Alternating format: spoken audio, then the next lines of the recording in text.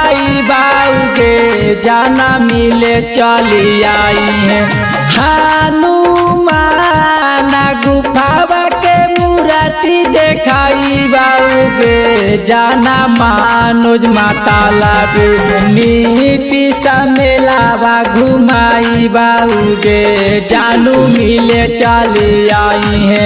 लागल है कौता पो बनम मेला बागे जानू मिले चली आई है। हनुमान गुफावा के मूर्ति देखाई बाऊगे जाना मिले चली आई है।